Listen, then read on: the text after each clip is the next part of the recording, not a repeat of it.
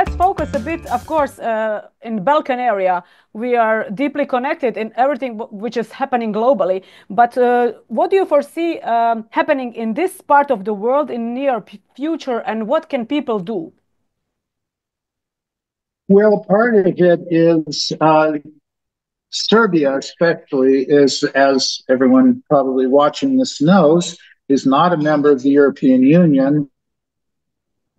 Affinity for Russia. There's, I wouldn't say that Serbia and Russia are best buddies, but there's definitely a acknowledgement between Russia and Serbia. And as you know, Serbia is surrounded by EU countries. We have Bulgaria and Romania to the east, and of course we have Hungary to the north, and so on, and Croatia to the west. And so with all these European Union countries in the area, there's bound to be some disagreements about how to handle things like the NATO organization, which is, as I think everyone watching this knows, they are very pro-war. It's a pro-war organization. It started out supposedly being a defensive organization. Well, we're here to defend Europe against possible attacks from various countries. But over the time, if you see the maps, you can see that NATO's influence has spread pretty much to the borders of Russia. And so this is the reason Russia responded the way they did to what was happening in Ukraine. I'm looking from a neutral point of view. I'm not pro-Russia or pro-Ukraine. I'm just looking neutrally at this. And trying to understand why the leaders of these countries are doing the things they're doing. And it makes perfect sense what they're doing because, Russia is deeply concerned about NATO getting closer to its borders and influencing the countries surrounding Russia. And it's obvious why they feel that way. And, of course, Ukraine gets a lot of money from the West, and they want to keep that gravy train going, so they have to invent reasons to get more and more money from the West, money being the drug of choice in war. And it is a drug. The insatiable appetite for more and more and more, whether it's more material things or whether it's just more money, which represents material things. So we have this war machine in the West that wants to keep these conflicts going, because they send their contractors in to repair the damage done by their bombs, and then they build more bombs and create more damage and clean up the damage. So it's a never-ending gravy train for these military contractors. Yes. And so that's, how's that going to affect Serbia? Well, and then what about the Kosovo situation and all of that? These are, I guess you could call sideshows, the main show being what's happening between Russia and Ukraine, and also what's happening between Israel and Iran, which is not a hot war yet, but it seems to be moving in that direction. So my preliminary clairvoyant perception on Serbia is that it will be relatively peaceful in the short term. I don't see any major civil war type conflicts in Serbia in the near future.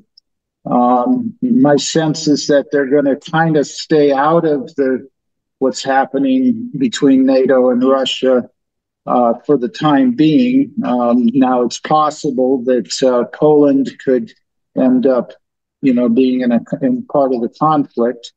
And I don't think Hungary is going to be part of it. So Mr. Orban seems to be an anti-war person. But I would say that there will continue to be some refugees coming into Serbia. As you know, the population of Belgrade has gone up by maybe 10 or 15% since the war began, with both Russians and Ukrainians coming into Belgrade, as it being a relatively neutral place compared to some of the other places where they're receiving refugees. So in some ways it's helping the economy. In other ways, it's hurting the economy. It's certainly the price of real estate has gone up in Serbia as a result of more people needing places to live and the relative shortage of places to live.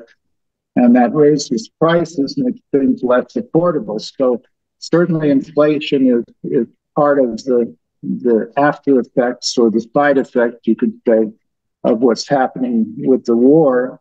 But getting back to the general prophecy, the good news is the chances of world war have dropped to about 50%. Now, that's still cause for concern, of course, at 50%. But at one point, it was up around 60 to 70%, the chances of world war. Now, I do believe that the Trump administration in America, they want to do business with Russia and China and these different countries. They don't want to destroy them. They want to do business with them. They want to make money. They want to expand corporate influence. Trump is a businessman. He's not a warmonger. He's not a military general, so he doesn't really want war with these countries. Yes, war makes money for certain segments of the population, but so does diplomacy, so does doing business with these countries. And that's what Trump has in mind, is to have active, responsible trade with the trading partners. And of course, he's threatening all these tariffs on countries that don't cooperate, which is his, what do you call it, waving a big stick kind of mentality. Again, I'm not judging Mr. Trump. I'm just looking at his consciousness.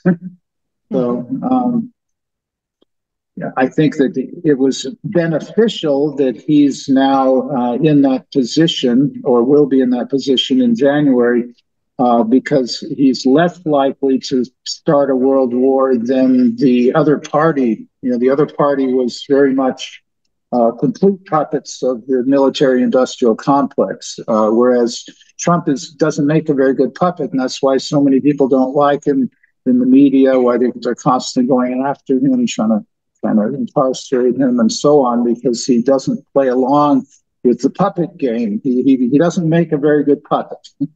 Yes, that's true.